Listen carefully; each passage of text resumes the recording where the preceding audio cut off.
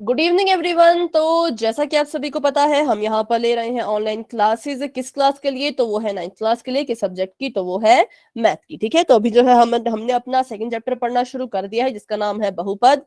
अब बढ़ाते हैं क्लास को आगे। तो पिछले क्लास में हमने पढ़ा था कि बहुपद क्या होता है, और एक चर वाले बहुपद हमने पढ़ा था, है ना, कि एक चर वाले बहुपद कैसे होते हैं, कैसे वो दिखते हैं, और कैसे उनका पता जो है वो लगाया जाता है। तो बताइए, एक चर वाले बहुपद कौन होते हैं?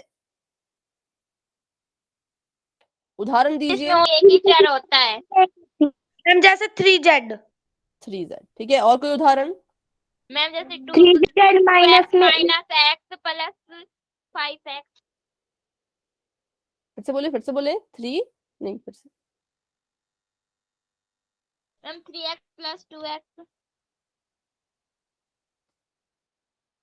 ठीक है, लेकिन देखो, ये तो फिर हाँ, इसमें एक चर तो है लेकिन का स्क्वायर प्लस में 2x।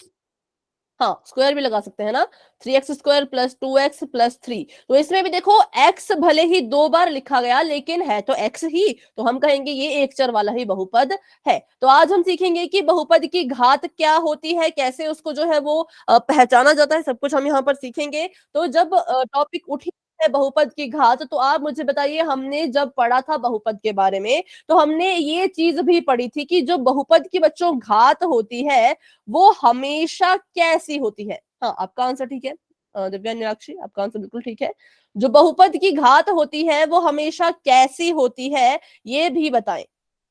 धनात्मक। मैम एक पूर्ण संख्या।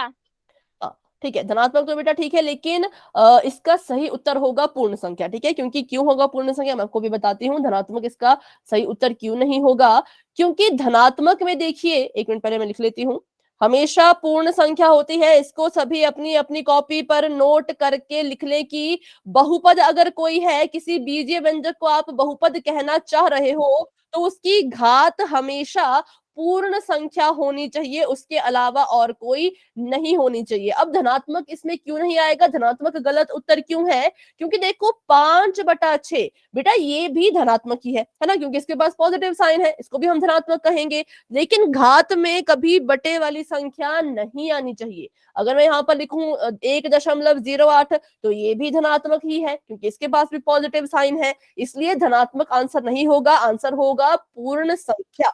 ठीक है, क्या आंसर होगा? तो आंसर होगा पूर्ण संख्या। तो बताएं सभी को, ये लाइन क्लियर है एकदम कि बहुपद की घात हमेशा कैसी होनी चाहिए? ठीक है, पूर्ण संख्या में कौन कौन आते हैं? तो 0, 1, 2, 3, 4, 5, ये सब इसमें आते हैं। ठीक है, बटे वाली संख्या, दशमलव वाली संख्या, वर्गमूल वाली संख्याएं इसमें नहीं आएंगी, ये सभी पूर्ण संख्या में आएंगे। तो अभी बढ़ते हैं आगे। अब हमने ये तो देख लिया कि बहुपद की घात में जो है वो हमेशा पूर्ण संख्या होनी चाहिए, लेकिन जब हम बहुपद की इसकी बात करते हैं कि बहुपद की घात कितनी है, पूर्ण संख्या तो माना है, लेकिन कितनी है उसका पता कैसे लगाना है, तो वो हम आज सीखेंगे। ठीक है, तो ये कह रहे हैं कि एक बहुपद की घात बहुपद में उपस्थित चर की अधिकतम घात होती है। ठीक है, मान लो, मतलब पहले इस डेफिनेशन को मैं आपको थोड़ा समझा देती हूँ, फिर इसके उदाहरण करेंगे तो आपको ज्यादा अच्छे से समझ आएगा। ये कह रहे हैं कि आप सभी को पता है कि बहुपद में चर होते हैं। अब वो चर एक भी हो सकते हैं, दो भी हो सकते हैं, तीन भी हो सकते हैं, चार भी हो सकते हैं, लेकिन जब हम बात करते हैं बहुपद की घात की, ठीक है, कि बहुपद की घात कितनी होगी, अगर मैं उसकी बात करूं, बहुपद की घात, तो वो हमेशा किसके बराबर होगी? तो बहुपद की घात हमेशा बराबर होगी चर की सबसे बड़ी घात के। किसके बराबर? चर की सबसे बड़ी घात। इसके बराबर होगी किसकी घात? तो बहुपद की घात। अब इसमें आप थोड़े से कंफ्यूज हुए होंगे अभी, तो उदाहरण करते हैं, उदाहरण से आपको ज्यादा अच्छा समझ आएगा। मैंने यहां पर लिखा x की घात 3 जमा x की घात 2 जमा x की घात 18 जमा 9। अब देखो ये एक बहुपद है, कैसे मुझे पता चला बहुपद है? क्योंकि इसमें चरों की घात को अगर मैं ध्यान से देखूं तो तीनों ही पूर्ण संख्या है। जब चर की घात में पूर्ण संख्या है तो हम कहेंगे जी हाँ ये बहुपद है। लेकिन अब बहुपद की घात किसके बराबर होगी? तो मैंने देखा ये भी x है, ये भी x है, ये भी x है, लेकिन पहले x के पास 3 है घात में, दूसरे x के पास 2 है और तीसरे x के पास 18 है। अब चर के पास सबसे बड़ी घात कौन सी वाली है बताइए? मैम 18। 18। चर के पास जो है वो सबसे बड़ी घात अभी हमें नजर आ रही है वो है 18। तो इसका मतलब हम कह सकते हैं कि बहुपद की घात भी कितनी होगी? तो 18 ही 18। होगी। ठीक है, अभी बताएं, अभी किसी बच्चे को इसमें कोई डाउट? No ma'am. चर की जो सबसे बड़ी मैम। घात होती है वही की घात होती है। देखा जाए तो यहाँ पर हमारे पास घात में 3 भी था, 2 भी था, 18 भी था, लेकिन सबसे बड़ा 18 है। तो इसलिए बहुपद की घात हम कहेंगे कि इस बहुपद की घात 18 होगी। क्यों? क्योंकि सबसे बड़ी घात हमें 18 ही नजर आई। 18 से बड़ी कोई घात होती, मान लो यहाँ पे मैंने 2 की जगह पे 20 लिखा होता, तो अब इस बहुपद की घात कितनी होती? 20। तो अब इस बहुपद की घात बन जाएगी 20। क्यों? क्योंकि अब अगर हम नजर दौड़ाएं अपने बहुपद पे तो सबसे बड़ी घात जो है वो 20 है, इसलिए 20 इस बहुपद की घात मानी जाएगी। ठीक है, ये सभी को समझ आ गया होगा। बढ़ते हैं आगे। चलिए, तो बताइए यहाँ पर है 4x2 माइनस 3x जमा 7, इसमें बहुपद की घात बताएं। मैम x की पावर 2। एक्स की पावर 2 बेटा ऐसा नहीं कहना है, सिर्फ घात का नंबर बताना है। ठीक है, सिर्फ घात का नंबर। जैसे हम कहेंगे यहाँ पर तो बहुपद की घात, इस 2। बहुपद की जो घात है वो किसके बराबर है? तो वो 2 के बराबर है। ठीक है, अभी जिन बच्चों ने ज्वाइन किया बेटा ध्यान से सुने, हम पढ़ रहे हैं बहुपद की घात के बारे में। कैसे बहुपद की घात का पता जो है वो लगाया जाता है? तो हमें पता है बहुपद में चर होते हैं। चर होते हैं तो हम क्या करेंगे, हम पहले तो आपको जो बहुपद लिखा होगा उसको ध्यान से देखना है। मान लो मैंने लिखा x की घात 16 माइनस x की घात 2 माइनस x की घात 15। तो आपने देखा कि चर तो यहाँ पर x x x 3 बार है, और पहले इसकी घात 16 थी, फिर 2 है, फिर 15 है, लेकिन चर में सबसे बड़ी घात कौन सी है? मैम 16। 16। तो जो चर की सबसे बड़ी घात होगी, जैसे कि आपने कहा 16, तो वही हम बहुपद की घात भी उसी को लिखते हैं। ठीक है, चर की सबसे बड़ी घात ही बहुपद की घात मानी जाएगी। 16 इज दी राइट आंसर। वैसे हमने यहाँ पर देखा तो यहाँ पर क्या सही उत्तर है इसका? 2, क्योंकि सबसे बड़ी घात में कौन है? सबसे बड़ा है 2। आगे बढ़ते हैं। चलो, तो अभी आपने बताना है, यहाँ पर आपको बहुपद दिया गया है, आपने इसमें बताना है कि इस बहुपद की घात क्या है। तो पहला बहुपद आप सभी को नजर आ रहा होगा, x की घात 2 माइनस 2x जमा 1 बराबर है 0। इस बहुपद की घात है 2, क्योंकि सबसे बड़ी घात यहाँ पर हमें 2 ही नजर आ रही है। अगला बताएं। 10। 10 10। ठीक है, इसकी घात है 10, क्योंकि यहाँ पर सबसे बड़ी घात हमें 10 ही नजर आ रही है। अगला बताएं। मैम 1। 1। तो इसकी घात कितनी है? इसकी घात है 1। ठीक है, ये सभी को समझ आ गया होगा, बहुत अच्छे। चलिए, तो अभी आपके सामने एक सवाल आने वाला है, लेकिन उस सवाल के लिए एक चीज हमेशा ध्यान में रहे कि बहुपद की घात कितनी होती है वो तो हमने निकालना सीख लिया, लेकिन बहुपद की जो घात होती है वो हमेशा कैसी होनी चाहिए? फिर से बताएं, पहले भी हमने सीखा। पूर्ण हाँ, वेरी गुड। बहुपद की घात हमेशा पूर्ण संख्या होनी चाहिए।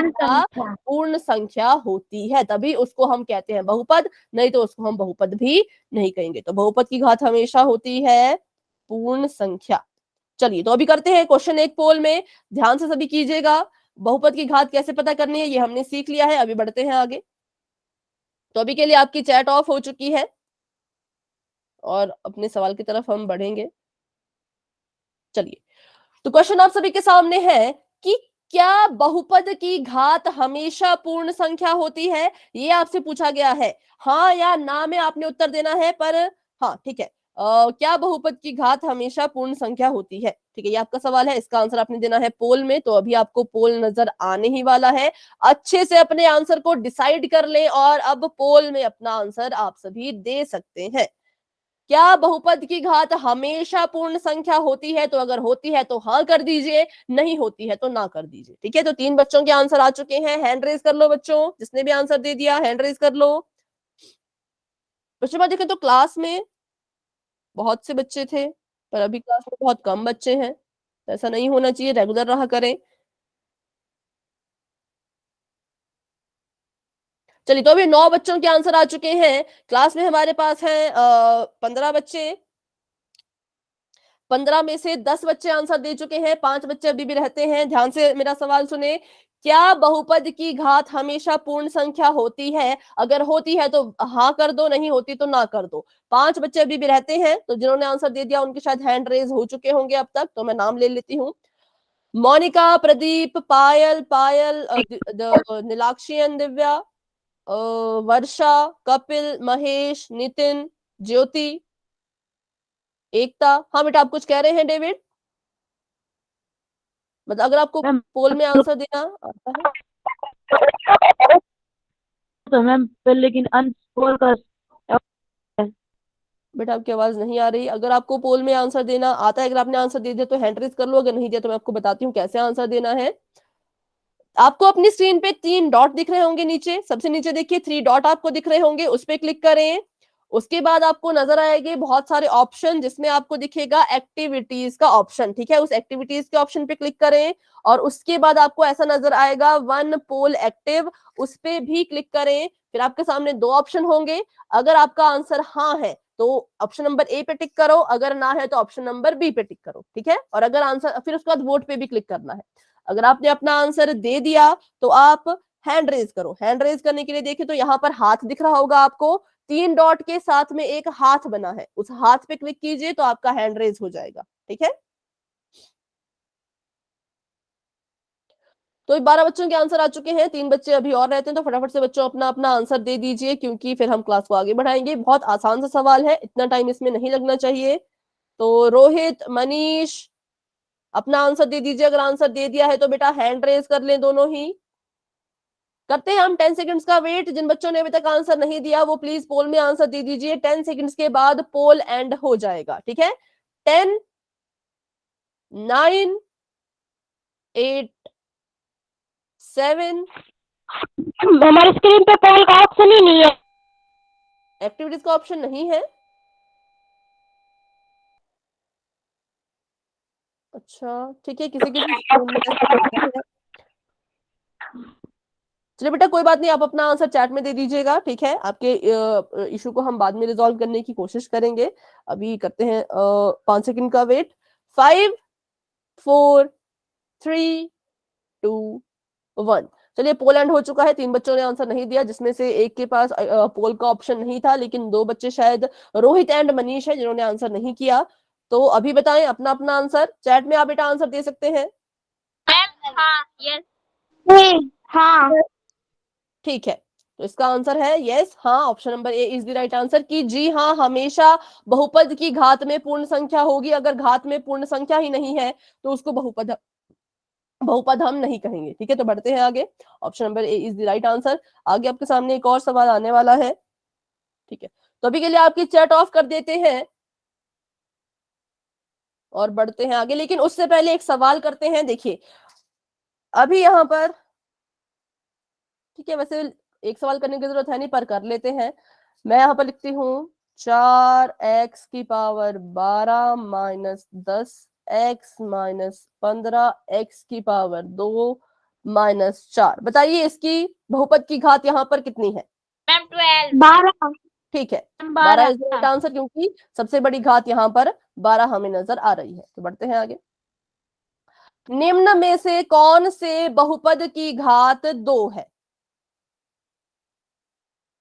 ठीक है, तो आपने बताना है कि देखो, हम सभी को पता है कि जो बहुपद की घात होती है, ठीक है, पहले ध्यान से इसको सुनिएगा, कंफ्यूज ना हो, बिल्कुल ध्यान से सुनो, तभी आप इस क्वेश्चन को समझ पाएंगे। क्या ये पूछ रहे हैं, जो बहुपद की घात होती है, ठीक है, वो किसके बराबर होती है?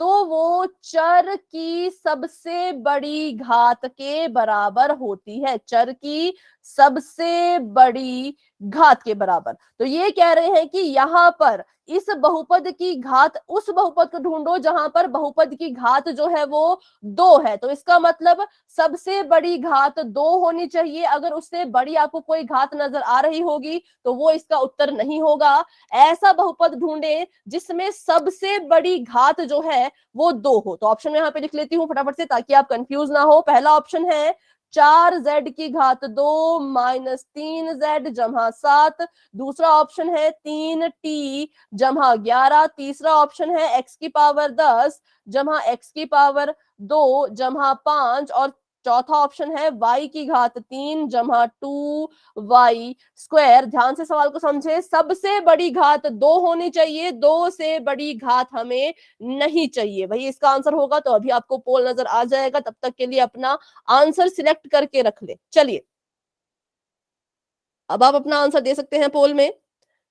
बहुपद की घात 2 है, इसका मतलब सबसे बड़ी घात 2 ही होनी चाहिए। उससे बड़ा अगर कुछ है तो उसको हम फिर नहीं कहेंगे कि इस बहुपद की घात 2 है। ठीक है, तो अभी 8 बच्चों के आंसर आ चुके हैं। Very good. क्लास में अभी भी हैं 14 बच्चे, तो सभी बच्चे, सॉरी 15 बच्चे, सभी बच्चे अपना आंसर जरूर दें। पिछली बार 2 बच्चों ने आंसर नहीं दिया था, तो बच्चों क्लास में अटेंटिव रहें। ऐसा नहीं है कि क्लास ऑन कर दी और खुद कहीं और आप गायब हो जाए, ऐसा ना करें। क्लास में आए हैं तो उसको जरूर ज्वाइन करें, अच्छी अच्छी यहाँ पे चीजें सीखें। ठीक है, और पोल में आंसर सभी करें। हाँ अभी देखिए, तो डेविड आंसर नहीं कर सकते क्योंकि उनके फोन में ऑप्शन नहीं है, लेकिन बाकी सभी बच्चे आंसर करेंगे। 11 बच्चों के आंसर आ चुके हैं और अब जितना मैं देख पा रही हूं तो 11 के 11 बच्चों के आंसर बिल्कुल सही है। वेरी गुड, बहुत अच्छे। अभी भी 3 बच्चे रहते हैं जिन्होंने आंसर नहीं किया, तो प्लीज अपना आंसर कर दे। हैंड रेज करो जिसने आंसर किया, हैंड डाउन करके फिर से रेज करो। हैंड डाउन करो फिर दोबारा से रेज करो।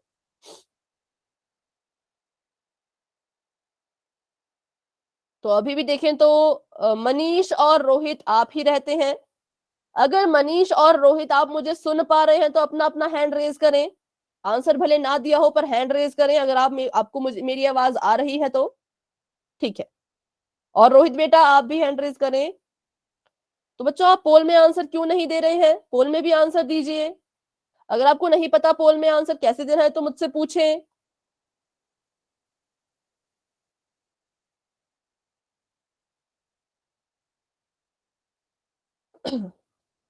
माइक ऑन करके बोले बेटा। रोहित आपने आंसर दिया, हाँ या ना बोले। और मनीष आप भी अगर आंसर दिया है तो हाँ या ना बोले माइक ऑन करके। मोनिका, प्रिया, बच्चों आंसर दे दीजिए। आंसर दे दिया है तो हैंड रेज कर मैंने दे दीजिए। दी। ठीक है बेटा, दे दिया है, ओके। और रोहित बेटा आपने? मैंने भी दे दिया। ठीक है, चलिए तो अभी करते हैं 10 सेकंड्स का वेट। 10, 9, 8, 7, 6, 5, 4, 3, 2, 1। ठीक है, पोल को अभी के लिए कर दिया है एंड और चैट हो चुकी है open. Answer option number A. ठीक है, अभी आंसर नंबर 1। ठीक है। डेविड बेटा आप एक काम करें, देखिए आपके जहां पे 3 डॉट बने हैं उस पे क्लिक करो, फिर इसका स्क्रीनशॉट ले लो। ये जो भी आपको नजर आ रहा है इस पूरे का स्क्रीनशॉट लेके ग्रुप में भेज दो। ठीक है, उसके अलावा कोई मैसेज मत करना, बस इस चीज का पूरा स्क्रीनशॉट लेके ग्रुप में भेज दें ताकि मुझे पता चल सके कि ऑप्शन आ रहा है या नहीं। ठीक है, चलिए सभी बच्चे अभी कह रहे हैं कि ऑप्शन नंबर ए सही उत्तर है, तो जी हाँ बिल्कुल ऑप्शन नंबर ए सही आंसर है। क्यों? क्योंकि यहाँ पर अगर हम देखें तो इस बहुपद की घात कितनी है, तो इस बहुपद की घात है 2। ठीक है, और इसकी बात करें तो इस बहुपद की घात कितनी है? मैम 1। 1। और इस बहुपद की घात कितनी है? मैम 10। मैम 10। और इस बहुपद की घात कितनी है? 3। मैम 3। 3। तो हमसे पूछा था ऐसा उस बहुपद का नाम बताओ जिसकी घात में जो है वो 2 हो, तो हमने पता लगा लिया वो था ऑप्शन नंबर ए, क्योंकि बाकी सभी की घात अलग अलग थी। इसकी 1, इसकी 10, इसकी 3। तो बस अगर आपको एक बार बहुपद की घात पहचाननी आ गई तो आप इन सवालों को कभी भी गलत नहीं करेंगे। ठीक है, तो अभी बढ़ते हैं आगे। और option number A is the right answer. अभी फिर से सुन ले बहुपद की घात क्या होती है। जो बच्चे अभी नए ज्वाइन हुए, तो बच्चों हमें पता है कि बहुपद में चर होते हैं और उन चरों की कुछ ना कुछ घात होती है। तो अब हमने पता लगाना है कि बहुपद की घात कितनी है। तो हम क्या करेंगे, उस बहुपद के चरों को देखेंगे और उन चरों की घात को देखेंगे। ठीक है, तो जो सबसे बड़ी होगी वही बहुपद की घात होगी। जैसे यहां पर देखें तो y के पास पहले 3 है, फिर y के पास 2 है। अब 3 और 2 में बड़ा कौन है, तो जो बड़ा है वही बहुपद की घात कहलाएगा। तो 3 बड़ा है, इसलिए हम कहेंगे इस बहुपद की घात कितनी है, तो इस बहुपद की घात जो है वो 3 है। ठीक है, चलिए तो बढ़ते हैं, अब आगे करते हैं एक और सवाल। अच्छा, पहले उसके लिए चैट ऑफ कर लेते हैं। तो अभी आप सभी की चैट ऑफ हो चुकी है और करते हैं अपना अगला सवाल। अगला सवाल आपको ये पूछ रहा है कि आपको एक बहुपद दिया गया है, आपने बताना है इस बहुपद की घात कितनी है। तो देखिए 3 है, फिर p है और p की घात है 5, जमा का निशान 11 है, फिर p है, p की घात है 2, फिर जमा का निशान फिर है 7। आपने बताना है कि इस बहुपद की घात कितनी है। तो अभी आप अपना आंसर देंगे पोल सेक्शन में जा करके, जो कि आपको बस थोड़ी ही देर में नजर आने वाला है। सभी बच्चों से मेरी यही रिक्वेस्ट है कि पोल में सभी आंसर दीजिए। चलिए, अभी 2 बच्चों के आंसर आए और एक बच्चे का गलत हो चुका है। बिल्कुल ध्यान से देखो, चर देखो, चर की घात देखो। ठीक है, बाकी कुछ नहीं हमने देखना है, चर और उसकी घात। अच्छा, तो अच्छा क्या गड़बड़ है वो मैं, घातों को जमा मत करो, आप जमा करके आंसर दे रहे हो, जमा तो करना ही नहीं है। जो सबसे बड़ी आपको नजर आ रही है वही बहुपद की घात कहलाई जाती है। ठीक है, तो अभी इसको ध्यान से करें, ध्यान से करें। 8 बच्चों के आंसर आ चुके हैं, 6 बच्चों के सही, लेकिन 2 बच्चों के गलत है, क्योंकि उन्होंने घात को जमा कर दिया। दोनों घातों को उन्होंने जोड़ दिया, जोड़ना नहीं था। देखना था कि इन दोनों में बड़ा कौन है और उसको अपना आंसर जो है वो बना देना होता है। ठीक है, तो 11 बच्चों के आंसर आ चुके हैं। क्लास में हमारे पास अभी है 18 बच्चे, तो 12 बच्चों के आंसर आ चुके हैं, 6 बच्चे अभी भी रहते हैं, जिसमें से डेविड को पोल का ऑप्शन नहीं आता, तो अभी 5 बच्चे रहते हैं, 4 बच्चे अब रहते हैं जिन्होंने आंसर नहीं किया है। बहुत इजी सवाल है, तो अभी इसमें आपको ज्यादा टाइम नहीं दिया जाएगा। करते हैं 10 सेकंड का वेट और बढ़ते हैं आगे। 10, 9, 8, 7, 6, 5, 4, 3, 2, 1। 14 बच्चों के आंसर आ चुके हैं, जिसमें से 11 बच्चों के सही हैं, 3 बच्चों के गलत हैं। तो बताइए आपके हिसाब से इसका आंसर क्या होना चाहिए। बिल्कुल सिंपल है मैम बच्चों, answer number C. Answer number C is the right answer answer. Number C. क्योंकि देखो क्या है यहाँ पर, एक पी ये है, एक पी ये है, इस पी की घात है 5, इस पी की घात है 2, दोनों में बड़ा कौन, 5 और 2 में बड़ा कौन, तो बड़ा तो 5 है, तो इसलिए बहुपद की घात भी 5 ही होगी। कुछ बच्चों ने क्या किया, तो कुछ बच्चों ने 5 और 2 को जोड़ दिया, जोड़ के आ गया 7, तो उन्होंने ऑप्शन नंबर डी पे टिक कर दिया, पर डी गलत है। ठीक है, जो बहुत सारी घातें हमें नजर आती हैं, उन बहुत सारी घातों में से जो सबसे बड़ा होता है उसी को हम बहुपद की घात बच्चों कहते हैं। 5 और 2 में 5 बड़ा था, इसलिए option number C is the right answer. ठीक है, अभी बताएं इस क्वेश्चन में किसी भी बच्चे का कोई भी डाउट है तो पूछे, क्योंकि 4 बच्चों ने इसे गलत कर दिया है। No ma'am. हाँ, जिनका गलत हुआ था बच्चों आप बताएं, आपको कोई डाउट है तो, अगर नहीं है तो सभी बच्चे वाई टाइप कर दीजिए। ठीक है, सॉरी, चलिए तो बढ़ते हैं आगे। Option number C is the right answer. ये हमने पढ़ लिया बहुपद के घात के बारे में। अब हम पढ़ेंगे शून्य तथा अचर बहुपद क्या होते हैं इनके बारे में। तो देखिए, जैसा इनका नाम है वैसे ही ये दिखते भी हैं। तो पहला है शून्य बहुपद और दूसरा है अचर बहुपद। ठीक है, इन्हें हम कह सकते हैं कि ये कुछ खास तरह के बहुपद हैं। अभी तक जो हमने बहुपद पढ़े थे वो हमने बहुपद के प्रकार पढ़े थे पदों के आधार पर, लेकिन ये किसी आधार पर नहीं होते, ये बस खास तरह के बहुपद होते हैं, क्योंकि इनमें कुछ खासियत होती है और वो ही हम जानेंगे कि क्या होता है। ठीक है, तो पहले हम पढ़ेंगे शून्य बहुपद के बारे में कि शून्य बहुपद क्या होता है। देखो, सभी को पता है कि सामान्य बहुपद की अगर हम बात करें तो उस बहुपद में एक कुछ संख्या होती है और कुछ उसमें जो है वो चर होते हैं। ठीक है, सभी को सर पता है। अचर और संक्रियाएं। हाँ, जिनका गलत हुआ था बच्चों आप बताएं, आपको कोई डाउट है तो, अगर नहीं है तो सभी बच्चे वाई टाइप कर दीजिए। सर अचर और संक्रियाएं। ठीक है, हाँ, चर अचर संक्रिया, ठीक है, आपने बिल्कुल सही कहा, चर अचर और संक्रियाएं। तो सामान्य बहुपद में कुछ चर होंगे, कुछ अचर होंगे और संक्रिया होगी, ये चीजें होंगी, और बहुपद की घात में हमेशा होगी पूर्ण संख्या, ठीक है। तो अब ये कह रहे हैं कि अगर किसी बहुपद के सभी अचर को शून्य कर दो तो वो शून्य बहुपद कहलाया जाता है। सबसे पहले आप मुझे बताएं, इस बहुपद में अचर कौन कौन है? मैम थ्री 3 4 एंड 4 2 ठीक है बेटा, टू का नाम ध्यान से लें, थोड़ा टू का नाम ध्यान से लें। -2 मैम -2 वेरी गुड, माइनस का 2, ठीक है। तो इस पूरे बहुपद में अचर कौन कौन है? तो एक तो 3 है और 4 है और माइनस का 2 है। अब ये कह रहे हैं कि इन सभी अचर को 0 कर दो। क्या कर दो? 0 कर दो। तो 3 की जगह पे भी मैंने 0 लिख दिया और x का स्क्वायर, और 4 की जगह पे भी मैंने 0 लिख दिया और x का x, और 2 की जगह पे भी मैंने 0 लिख दिया। तो इसको जब मैं हल करूंगी तो इसका उत्तर क्या आएगा? देखो, मैम 0 की गुणा Zero. हाँ, 0 की गुणा x स्क्वायर में करने पर 0 आएगा, 0 की गुणा x में करने पर 0 आएगा, और ये तो 0 ही है। अब 0 को जमा करो, घटा दो, कुछ भी करो, उत्तर तो 0 ही आता है। इसीलिए हम इसको कहेंगे कि ये एक शून्य बहुपद है, क्योंकि है। इसमें सभी के सभी अचर हमने 0 कर दिए। ऐसा बहुपद जिसके सभी अचर 0 हो जाते हैं या 0 होते हैं उसको हम शून्य बहुपद कहते हैं।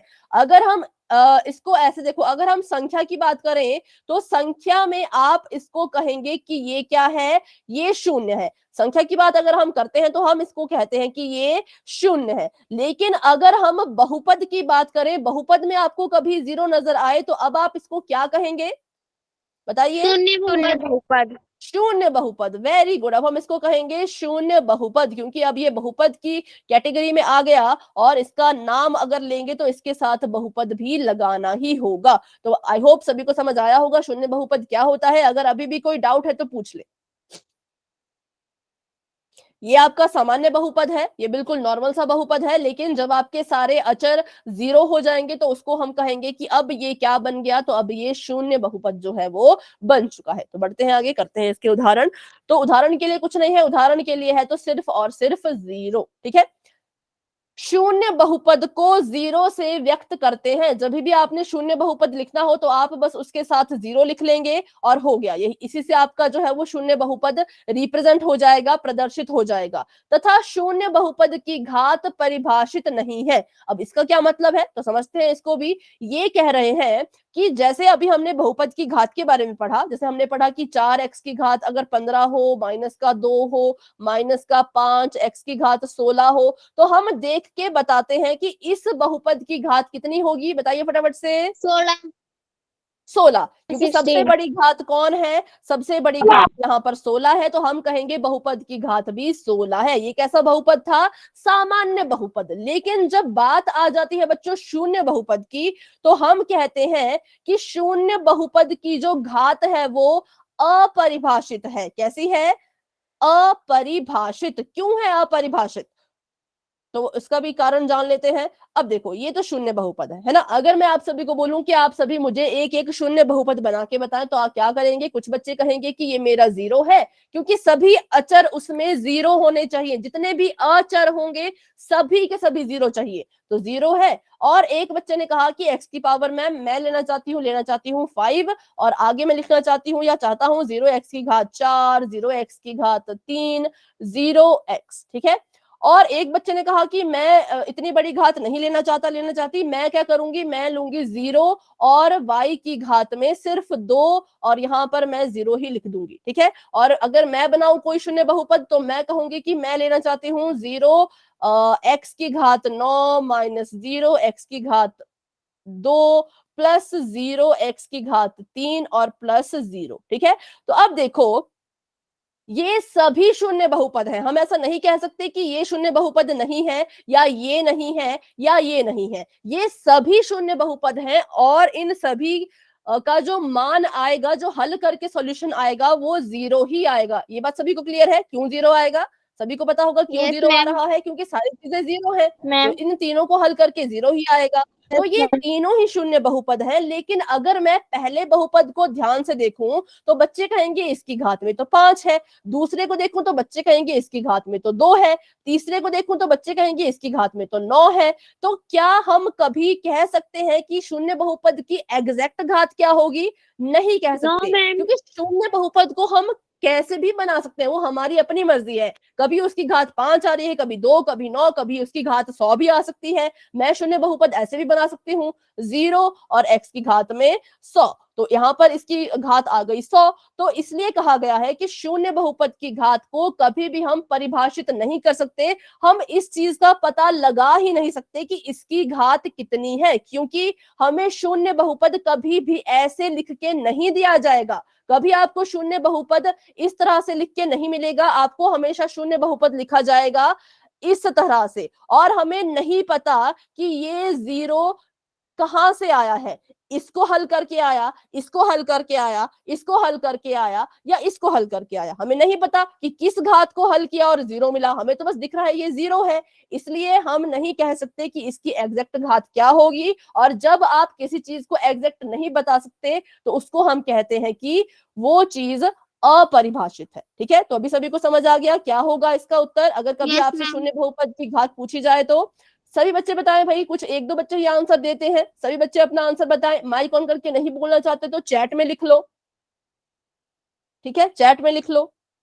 ठीक है, तो मैं यहाँ पे एक लाइन लिख लेती हूँ, इसको आप सभी भी लिख लीजिएगा कि शून्य बहुपद जो हमारा होता है उसको हम रिप्रेजेंट करते हैं सिर्फ और सिर्फ 0 से। और इसकी जो घात होती है, इसकी जो घात है हमें, होती है।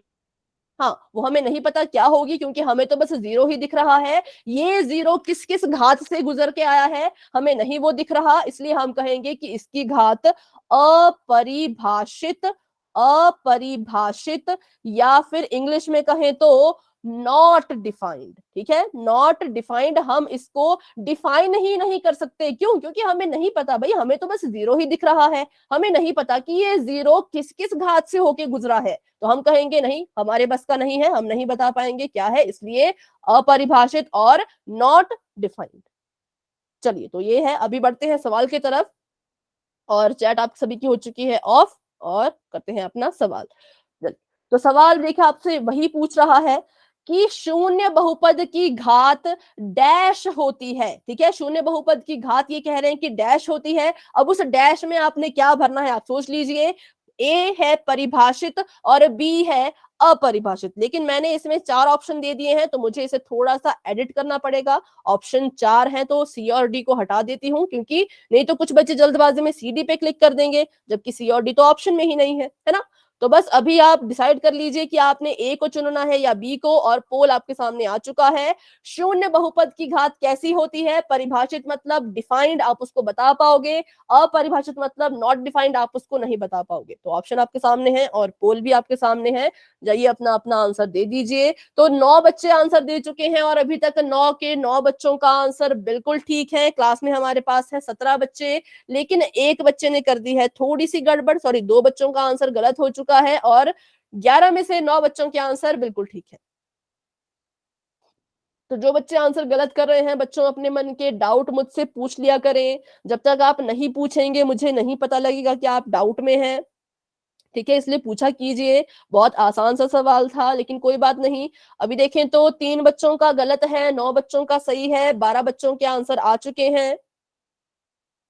कभी कभी तो गलती से गलत हो जाता है, लेकिन कभी कभी मन में डाउट होता है इसलिए गलत हो जाता है। तो अगर गलती से गलत हो जाए तो कोई बात नहीं, लेकिन डाउट है तो जरूर पूछे, अपने डाउट क्लियर करें, तभी इन क्लासेस का फायदा होगा। ठीक है, तो अभी 13 बच्चों के आंसर आ चुके हैं। क्लास में हमारे पास है 17 बच्चे, 4 बच्चे अभी भी रहते हैं।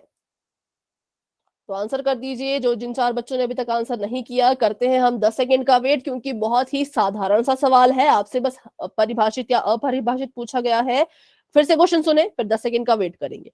शून्य बहुपद की घात डैश होती है? ए परिभाषित, बी अपरिभाषित।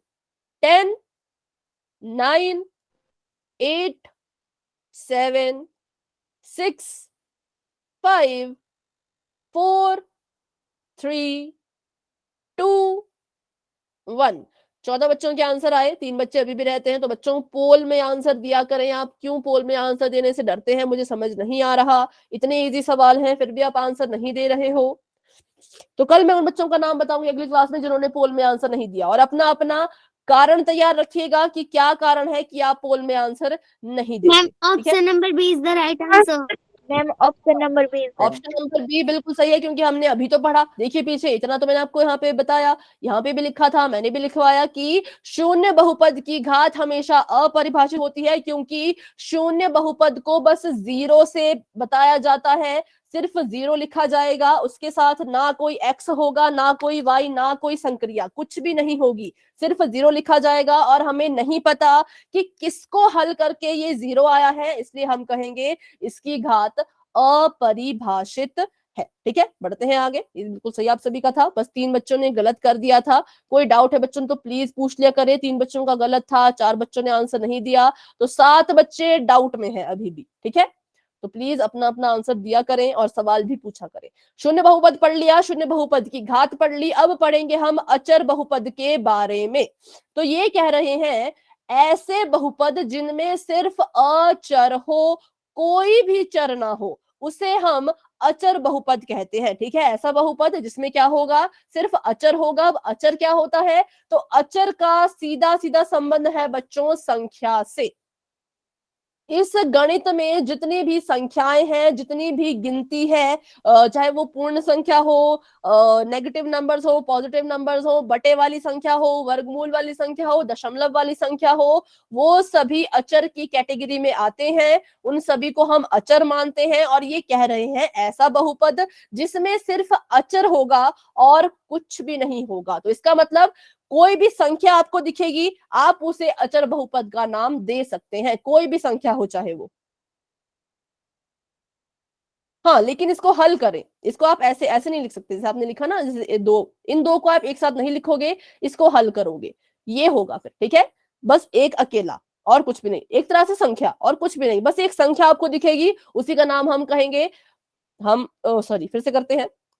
गिनती में अगर कहा जाए, मान लो मैंने यहां पर लिखा अभी -4/5। ठीक है, गिनती में अगर इसको मैंने पढ़ना हो तो गिनती में हम इसको क्या पढ़ेंगे, जो मैंने अभी इसका नाम लिया, गिनती में मैंने इसको पढ़ा -4/5। लेकिन जब ये मुझे बहुपद में दिख जाए, कभी मुझे ये बहुपद के सवाल में दिख जाए, तो फिर इसका नाम अब क्या होगा?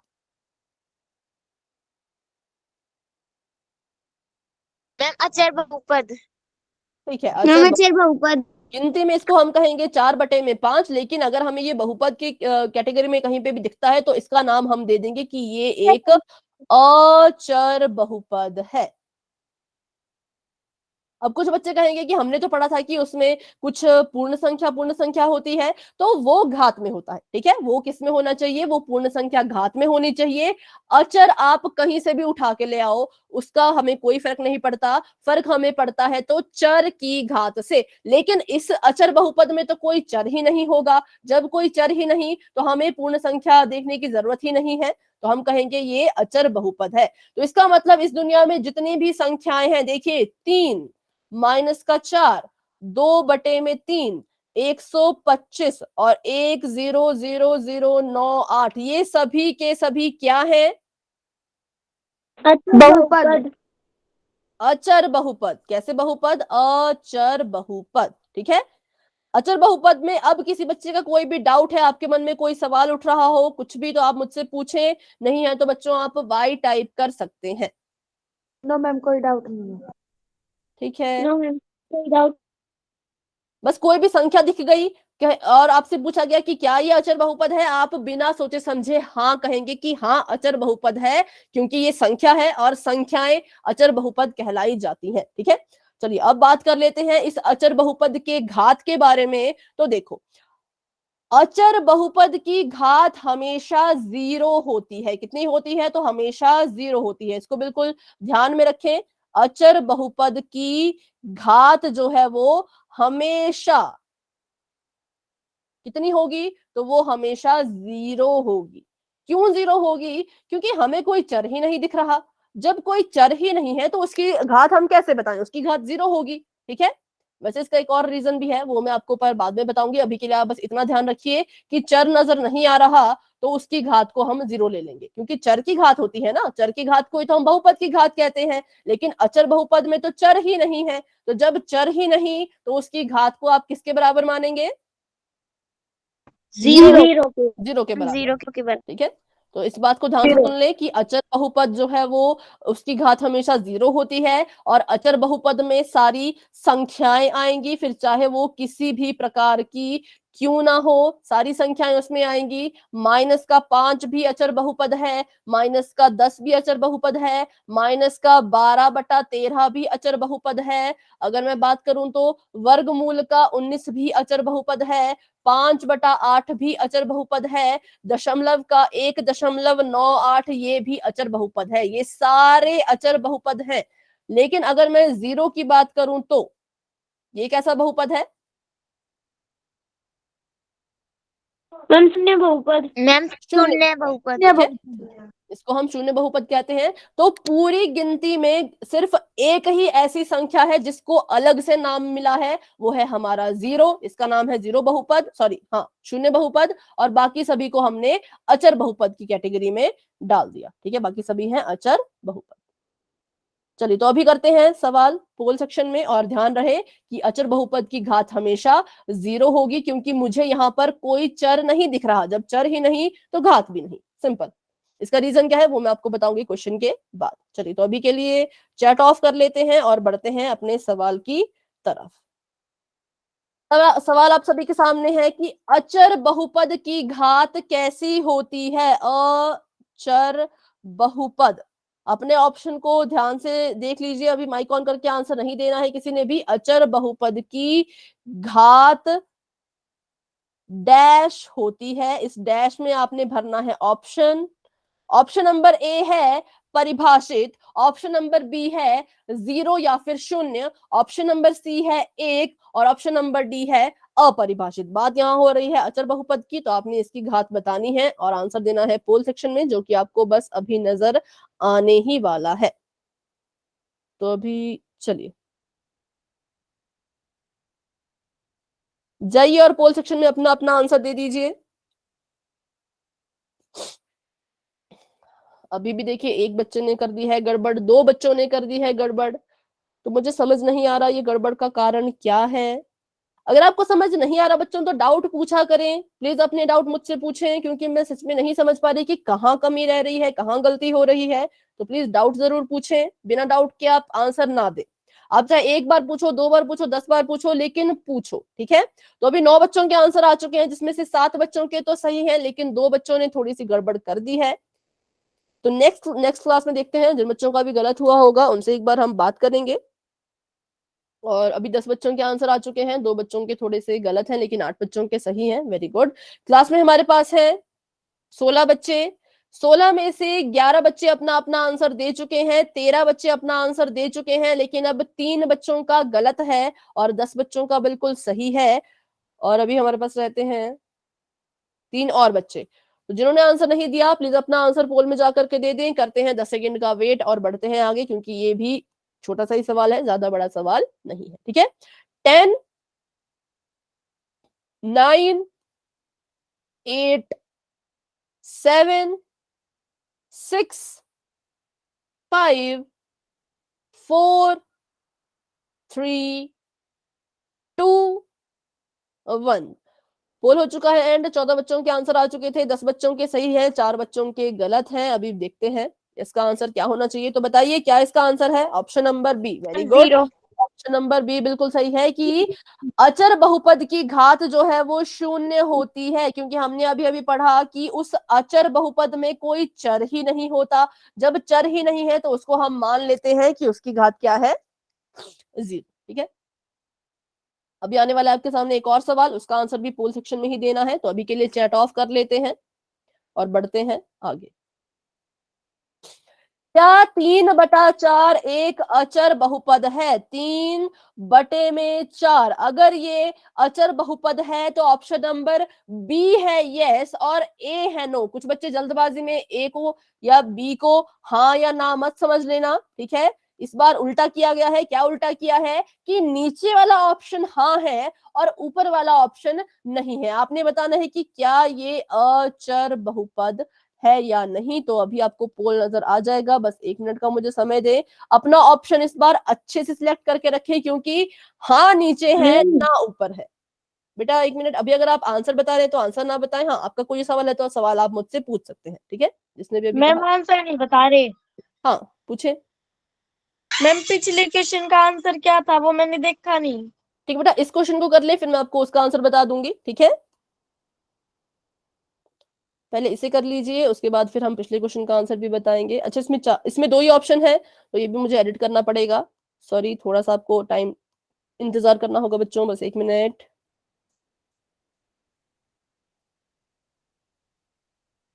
चलिए अभी अपना आंसर दीजिए। अगर ये अचर बहुपद है तो ऑप्शन नंबर बी पे टिक करो, अगर नहीं है तो ऑप्शन नंबर ए पे टिक करो। अचर बहुपद आपको पता है क्या होता है, बहुत अच्छे से हमने पढ़ लिया है। अभी अपना अपना आंसर आप दीजिए।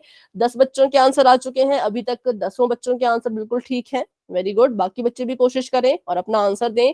क्लास में हमारे पास है 15 बच्चे, 15 में से 10 बच्चों के आंसर आ चुके हैं, 12 बच्चों के आंसर आ चुके हैं, वेरी गुड, बहुत बढ़िया। 3 बच्चे अभी भी रहते हैं, तो जिन्होंने आंसर नहीं दिया वो अपना अपना आंसर पोल सेक्शन में जाकर के दे दीजिएगा। अभी करते हैं 10 सेकंड का इंतजार और बढ़ते हैं आगे। 13 बच्चों के आंसर आ चुके हैं, अब 2 बच्चे और रहते हैं। 10, 2 नहीं 4 बच्चे। 10, 9, 8, 7, 6, 5, 4, 3, 2, 1। चलिए, तो पोल एंड हो चुका है। 14 बच्चों के आंसर आ चुके थे, क्लास में हमारे पास 15 बच्चे हैं, एक ने आंसर नहीं दिया। बताएं अपना अपना आंसर। सभी का आंसर ठीक है, एक मैम बच्चे ने थोड़ी सी ऑप्शन नंबर बी। गड़बड़ कर दी है, एक आंसर बच्चे नंबर ने। बी इज द राइट हाँ, answer. Option number B. B. हाँ, क्योंकि ये अचर बहुपद है तो हमारा उत्तर है हाँ, ये एक अचर बहुपद है, इसलिए ऑप्शन नंबर बी सही होगा। पिछले क्वेश्चन की बात करें तो बेटा पिछले क्वेश्चन का भी ऑप्शन नंबर बी सही है, ठीक है मीनाक्षी बेटा, ऑप्शन नंबर बी सही है। और इसकी बात करें तो इसका भी ऑप्शन नंबर बी ही सही है, ठीक है। चलो तो बढ़ते हैं आगे। अचर बहुपद भी सीख लिया, अब कर लेते हैं छोटा सा रिवीजन। तो पहले बात करते हैं, चलिए जिन बच्चों का डाउट था अभी बिल्कुल ध्यान से सुने, बिल्कुल ध्यान से। हमने जिनके बारे में पढ़ा, पहला तो पढ़ा हमने शून्य बहुपद। तो शून्य बहुपद की अगर हम बात करें, एक तो इसको हम दर्शाते हैं किससे, सभी बताएं। 0 से। 0 से, मैम 0 ठीक है, से। 0 से इसको 0 से। दर्शाएंगे। और इसकी अगर हम घात की बात करें तो इसकी घात कैसी होती है, अपरिभाषित। अपरिभाषित, ठीक है, अपरिभाषित। हम नहीं बता सकते कि इसकी घात कितनी है। और अगली अगर हम बात करें तो वो हमने पढ़ा अचर बहुपद। तो अचर बहुपद को हम किससे दर्शाते हैं, मैम उसमें सभी डिजिट आ जाते हैं। हाँ मैम सभी संख्या मैथमेटिक्स से। नंबर आ जाते संख्या से। इसको हम कैसे दर्शाएंगे, तो इसको हम दर्शाएंगे संख्या से, ठीक है, दर्शाते हैं संख्या से। और इसकी घात कितनी होती है, 0। मैम 0। 0, ठीक है। इसकी घात कितनी होगी, तो इसकी घात होगी 0। तो वैसे तो अभी आपको समझ आ गया है कि अचर बहुपद की घात 0 होती है, लेकिन क्यों 0 होती है ये भी सीख लेते हैं। पहले इसको आप अपनी कॉपी पे नोट करना चाहें तो कर लें। शून्य बहुपद 0 से, घात अपरिभाषित। अचर बहुपद रिप्रेजेंट करेंगे संख्या से, फिर चाहे वो कोई भी संख्या हो, बस 0 नहीं होनी चाहिए, क्योंकि 0 को तो हमने शून्य बहुपद कह दिया। -1/2 वर्गमूल 3, या फिर 5/6, -5/6, ठीक है, ये सब। अब बात करते हैं क्यों हम कह रहे हैं कि अचर बहुपद की घात 0 होती है। तो सबसे पहले बच्चों आपको इसके लिए एक चीज पता होनी चाहिए कि किसी भी संख्या को ले लो, किसी भी चर को ले लो, संख्या या फिर चर, अगर उसकी घात में हम 0 लगा दें, क्या लगा दें, 0 लगा दें, तो वो बन जाता है 1 के बराबर, ठीक है। मान लो मैंने जो अपना अचर बहुपद लिखा वो मैंने लिखा 4, ठीक है, और मैंने यहां पर चर लगा दिया x। और अगर मैं इस x की घात को 0 ले लूं, ठीक है, तो 4 का तो 4 ही रहेगा, लेकिन चर की घात 0 हो गई तो उसके बदले में अब क्या लिखूंगी मैं? 1। 1। इसका मतलब x की घात 0 को मैं 1 के बराबर लिखूंगी, और जब यहाँ पर 4 और x की घात 0 एक दूसरे के साथ गुणा हो रहे हैं, तो जब x की घात 0 को मैंने 1 लिख दिया तो इसका मतलब 4 जो है वो 1 के साथ गुणा कर रहा है और उत्तर में आया 4। तो इस तरह का रूप होता है असली किसका? अचर बहुपद का। क्या उसमें होता है? तो उसमें आपकी कुछ एक संख्या होगी, उस संख्या के साथ चर अगर लगा है तो उस चर की घात हमेशा हम 0 लेंगे, और हमें पता है चर की सबसे बड़ी घात ही बहुपद की घात होती है। यहाँ पर चर की सबसे बड़ी घात 0 थी, इसलिए हमने कहा कि अचर बहुपद की घात क्या होगी? 0 होगी। और उदाहरण कर लेते हैं। मान लो मैंने यहाँ पे लिखा 15 और y की घात यहाँ पर 0, तो जब मैं इसको हल करूंगी, ये एक अचर बहुपद है, ठीक है। जब मैं इसको हल करूंगी तो ये बन जाएगा 15 गुणा में 1, क्योंकि y की घात 0 को हम 1 लिखेंगे। किसी इस दुनिया में किसी की भी घात आपको 0 दिख रही है, बिना सोचे समझे उसको 1 के बराबर लिख देना है। इसके पीछे का भी एक लॉजिक होता है, रीजन होता है, वो हम फिर कभी डिस्कस कर देंगे। अभी के लिए इतना जानना जरूरी है, समथिंग रेज टू पावर 0, किसी की भी पावर अगर 0 है तो वो हमेशा 1 के बराबर आएगा। 15 एकम हो गया 15, तो खुद तो ये अचर बहुपद बन गया, और अगर हम घात की बात करें तो घात इसकी 0 मानी जाएगी, ठीक है। तो ये था इसके पीछे का लॉजिक कि ऐसा क्यों होता है। बाकी अगर आपको ये समझ आ गया है कि हमेशा 0 लिखना है, इसकी ट्रिक यही है कि हमें तो चर नजर नहीं आ रहा तो हम उसको 0 मान लेंगे, ठीक है। चर नजर नहीं आ रहा तो घात को हम 0 मान लेंगे। आप ट्रिक ये यूज कर सकते हो, और रीजन इसका ये होता है कि किसी की घात अगर 0 है तो वो 1 के बराबर होता है। मान लो मैंने यहाँ पे लिखा 1000 और 1000 की घात 0, इसका उत्तर क्या आएगा? मैम 1। 1, ठीक है। 1 बराबर 0 है तो इसका आंसर भी आ जाएगा 1, ठीक है। तो बस यही था इसमें जानने वाली बात। बाकी तो हमने सब सीख लिया है। आगे बढ़े तो आगे अब हम पढ़ेंगे बहुपद के ही प्रकार, लेकिन बहुपद के ही प्रकार अब हम पढ़ेंगे, लेकिन अब हम पढ़ेंगे घात के आधार पर। अभी हमने सीखा कि बहुपद की घात क्या होती है, बहुपद की घात में कौन होना चाहिए। अब हम सीखेंगे घात के आधार पर, घात के आधार पर बहुपद के प्रकार, जो कि बहुत सारे होते हैं। पहला है रैखिक बहुपद, ठीक है। पहले का नाम है रैखिक बहुपद। तो अभी हमारे पास 4 मिनट है, सीख लेते हैं इसके बारे में भी थोड़ा सा। अगर क्वेश्चन हो पाए पोल में तो क्वेश्चन भी करेंगे, लेकिन पहले इसके बारे में अच्छे से जान लेते हैं। तो रैखिक बहुपद नाम से ही पता लग रहा है कि इसमें देखिए रैखिक लिखा है, तो रैखिक मतलब कि घात में 1 होगा। अगर इसको, जैसे इसका नाम तो वैसे रिलेट नहीं मैं कर पा रही, लेकिन आप इसको याद रख सकते हैं कि रैखिक मतलब घात में 1। तो ऐसा बहुपद जिसकी घात 1 है, क्या है? जिसकी घात 1 है उसको हम रैखिक बहुपद कहेंगे। अब हमने कहा कि ऐसा बहुपद जिसमें घात 1 है, तो इसका मतलब सबसे बड़ी घात 1 होनी चाहिए। जिस बहुपद की सबसे बड़ी घात 1 होगी उसको ही रैखिक कहेंगे। अगर 1 से बड़ी आपको कोई और घात नजर आ गई तो फिर उसको हम रैखिक नहीं कह सकते, ठीक है। सबसे बड़ी घात अगर 1 है तो आप उसको रैखिक कहोगे, अगर नहीं है तो नहीं कहोगे, ठीक है। हाँ, जैसे कि आपने लिखा है एग्जाम्पल x+y, और आपने भी लिखा है एग्जाम्पल, एक मिनट देखने दें, 2x माइनस 3x, ठीक है। देखो 2x माइनस 3x भी ठीक है, लेकिन 2x माइनस 3x बेटा समान पद है, ठीक है। ये कैसे पद हैं? ये समान पद हैं, ये आपस में हल हो जाएंगे, तो इनको हल कर दो। हल कर दिया इनको तो आ जाएगा माइनस का x, क्योंकि 3 में से 2 माइनस किया तो 1 बचता है, 1x बच गया। 2 और 3 में 3 बड़ा था, साइन माइनस है तो यहां भी माइनस आ गया, तो माइनस का x ये भी एक रैखिक बहुपद माना जाएगा, ठीक है। कभी भी आपको समान पद अगर नजर आते हैं तो उनको हल कर लिया करें, उसके बाद जो आंसर आता है वो आपका रैखिक कहलाया जाएगा। चलिए अभी आप बताइए मुझे इसका उत्तर। 4x माइनस 5 जमा 6x², क्या ये रैखिक बहुपद है? No ma'am. नहीं है। क्यों नहीं है? क्योंकि यहाँ पर सबसे बड़ी घात कौन हो गई? मैम 2 2 हो गई। सबसे बड़ी घात अगर 2 हो गई तो हम इसको रैखिक नहीं कहेंगे, क्योंकि रैखिक में सबसे बड़ी घात कौन होनी चाहिए? 1 1। सबसे बड़ी घात होनी चाहिए रैखिक में 1। लेकिन यहाँ पे तो 1 नहीं है, 1 से बड़ा आ गया है 2, तो इसलिए इसको रैखिक नहीं कहेंगे। इसको क्या कहेंगे तो वो हम आगे पढ़ेंगे, जब इसके बारे में बात करेंगे। अभी के लिए इतना ही जानना काफी है कि रैखिक में सिर्फ घात में 1 ही होना चाहिए। देखो इसके उदाहरण देख लेते हैं। ठीक है, ये यहाँ पे क्या लिखा गया है कि इसका जो रूप होता है वो होता है ax प्लस बी, जहां पर a और b है संख्याएं।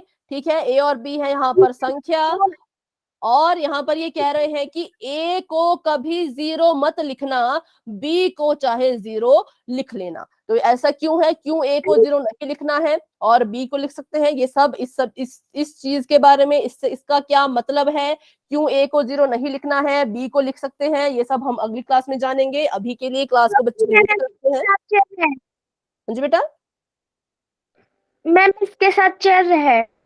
हाँ ठीक है, वो चर है, लेकिन उसका जो भी रीजन है वो पूरा हम समझेंगे नेक्स्ट क्लास में। ठीक है, तो अभी के लिए चलिए, आज की क्लास को लेकर के किसी भी बच्चे का कोई भी डाउट है तो क्लास में बने रहें, मुझसे पूछें, क्योंकि बहुत से बच्चों के सवाल गलत भी हुए थे। तो बच्चों आपको डाउट है तो क्लास में रह के मुझसे पूछें। अगर कोई डाउट नहीं है तो आप सभी क्लास को लेफ्ट कर सकते हैं। Good night and bye bye everyone, मिलते हैं अपनी अगली क्लास में।